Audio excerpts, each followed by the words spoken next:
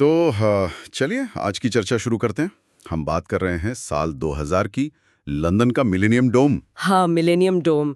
वहाँ D bears की एक जबरदस्त हीरे की प्रदर्शनी लगी थी। और उस प्रदर्शनी का सेंटरपीस था मिलेनियम स्टार। सोचिए, 203.04 कैरेट का बेदाग हीरा। कीमत उस वक्त शायद 200 से 350 मिलियन पाउंड के बीच आंकी गई थी। बहुत ज्यादा। बिल्कुल। तो आज हम एक ऐसी डकैती की योजना को देख रहे हैं जो अगर कामयाब हो जाती तो शायद दुनिया की सबसे बड़ी लूट होती। लेकिन वो नाकाम रही। हाँ, और ये सारी जानकारी जो हम दे रहे हैं वो उपलब्ध स्रोतों पर ही आधारित है।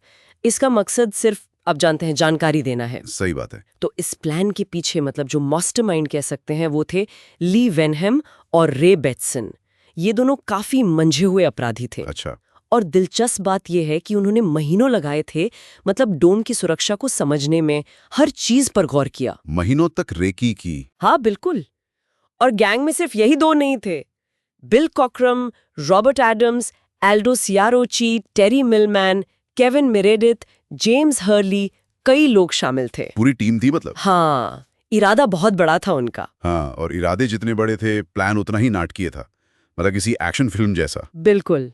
सोचिए एक जेसीबी डिगर, उससे डोम की दीवार तोड़ना। जेसीबी से? हाँ, दीवार तोड़कर अंदर घुसना, फिर अंदर जाकर स्मोक बॉम्ब और अमोनिया गैस, ताकि अफरा तफरी मच जाए, गार्ड वगैरह कंफ्यूज हो जाएं। एकदम सही। मतलब पूरा धुआं धुआं कर देना। ये तो जबरदस्त प्लानिंग लगती है। हाँ, तैयारी तो काफी थी, शायद थोड़ी ज्यादा ही नाटकीय है। तो उनका अगला कदम था वो कांच का डिस्प्ले केस जहां हीरा रखा था। हाँ।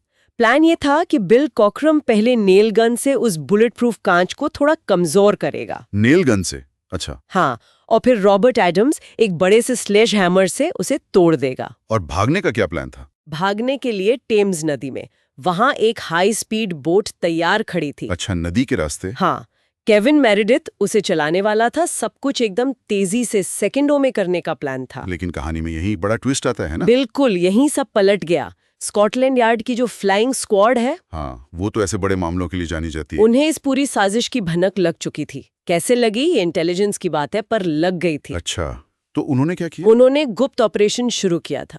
कोड नेम था ऑपरेशन मैजिशियन। Operation magician? हाँ, और उनका प्लान तो गैंग के प्लान से भी ज्यादा चालाकी भरा था। सबसे बड़ी बात, क्या? उन्होंने चुपचाप असली मिलेनियम स्टार को वहां से हटा दिया था। क्या बात कर रही हैं? तो वहाँ क्या था? उसकी जगह कांच की एक हूबहू नकल रख दी थी, क्रिस्टल की बनी हुई। अरे बाप रे, तो मतलब लुटेरे जिसके लिए इतना सब कर रहे थे वो चीज वहां थी ही नहीं। अंदर घटना स्थल पर ही करीब 100 से 200 पुलिस अधिकारी। 100 से 200? हाँ, वो भी सफाई कर्मचारियों के भेष में। एक नकली स्टील की दीवार बनाई गई थी, उसके पीछे छुपे हुए थे। सफाई कर्मचारी बनकर? गजब। मतलब पूरा जाल बिछा रखा था? हाँ, वो बस इंतजार कर रहे थे कि गैंग अंदर आए। तो फिर क्या हुआ वो दिन? 7 नवंबर 2000 की सुबह थी शायद, करीब 9:30 बजे। हाँ, बिल्कुल वही समय। गैंग अपने प्लान के मुताबिक जेसीबी लेकर दीवार तोड़कर अंदर घुसे।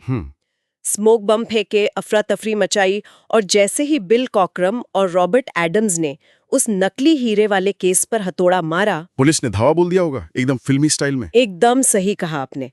वो नकली दीवार गिरी और पुलिस अधिकारी बाहर आ गए।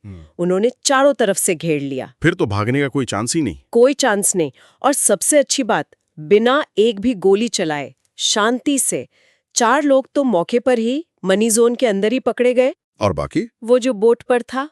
हाँ, 2 सदस्य जो टेम्स नदी में स्पीड बोट पर इंतजार कर रहे थे, उन्हें भी पकड़ लिया गया। और कुछ बाकी सदस्य कैंट में गिरफ्तार हुए। वाह, मतलब पुलिस की तैयारी जबरदस्त थी। हाँ, स्कॉटलैंड यार्ड के लिए ये एक बहुत बड़ी कामयाबी थी। उनकी प्लानिंग अपराधियों से कहीं आगे थी। बाद में इन अपराधियों का क्या हुआ? सजा वगैरह हुई होगी? हाँ बिल्कुल, मुकदमे चले। रे बेटसन को मिली 18 साल की सजा, बिल कॉक्रम को 15 साल। अच्छा। एल्डो सियारोची और रॉबर्ट एडम्स, इन दोनों को भी 15-15 साल की सजा हुई। और वो जो बोट चलाने वाला था, केविन मेरेडिथ, उसे 5 साल की सजा मिली। और ली वेनहैम, जो शुरू में नाम आया था, उसे करीब 4.5 साल जेल में काटने पड़े। एक नाम और था शायद, टेरी मिलमैन। हाँ, टेरी मिलमैन। उसकी मुकदमे से पहले ही कैंसर से मौत हो गई थी। ओह, तो इस घटना ने तो काफी सुर्खियां बटोरी होंगी उस समय। हाँ, बहुत ज्यादा। जाहिर सी बात है, इतनी बड़ी चोरी की कोशिश थी। बाद में ली वेनम ने अपनी कहानी पर एक किताब भी लिखी, डायमंड गैंगस्टर। अच्छा, किताब भी लिखी। हाँ, और जेल से छूटने के बाद उसने लैंडस्केपिंग का बिजनेस शुरू किया। और शायद इस पे कोई शो वगैरह भी बना है। हाँ बिल्कुल, एक टीवी शो आया था द डायमंड हीस्ट। इसे गाय रिची ने को प्रोड्यूस किया था। अप्रैल 2025 में नेटफ्लिक्स पर रिलीज हुआ था। अच्छा, गाय रिची ने, फिर तो देखना बनता है। हाँ, तो ये थी मिलेनियम डोम हीस्ट की कहानी।